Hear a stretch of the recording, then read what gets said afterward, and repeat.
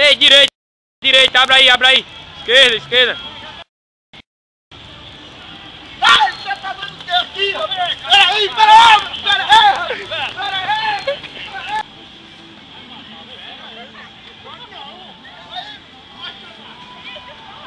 É brincadeira, meu senhor.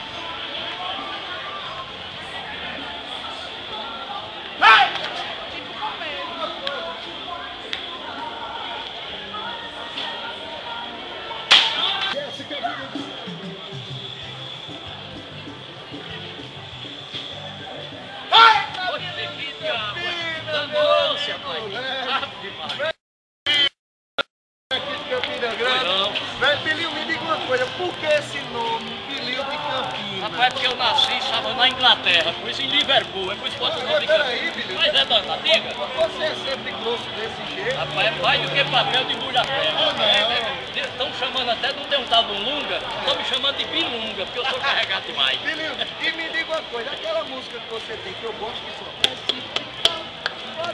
rapaz, daquele ali, rapaz, aquela música, aquele chifre era seu, rapaz, como é nosso, a gente divide, isso é um chip comunitário. O chip comunitário é que é o seguinte, muita gente tem uma desculpa de dizer que eu tô com casco e tal, mas não é casco, ou é pó de chip ou chip em pó. É por isso que eu fiz esse negócio. E tem outra celebridadinha que faz parte do nosso acervo, da nossa tranquilidade musical. É a história popular, a cultura nordestina, tudo misturado no caldeirão só.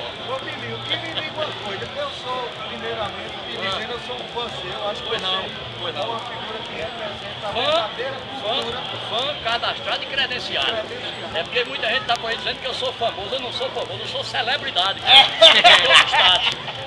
Me diga uma coisa, Bilil. Você quando está cantando, tem seu samba, né, Bio? É Bio Alambique. Bio Alambique. Uma branquinha. É Bio Alambique, é Caputa, é tudo nome sugestivo, né, rapaz? É tudo de acordo com a nossa pelaputagem musical. Ô, Bilil, aí você fica, ai, ui, segura Bio. Exato, segura Bio. O conjunto que estava tocando pela situação. Pra mim era os rabumeiros, ou o bandeirinho que estava tocando. E me diz uma coisa, e essas bandas de forró, o que você acha? Estão por aí, rapaz. Inclusive, certa feita, na década que eu venho de mais de 3 décadas cantando forró. Me perguntaram uma sugestão para o nome dessas bandas. Eu digo, chá de sumiço.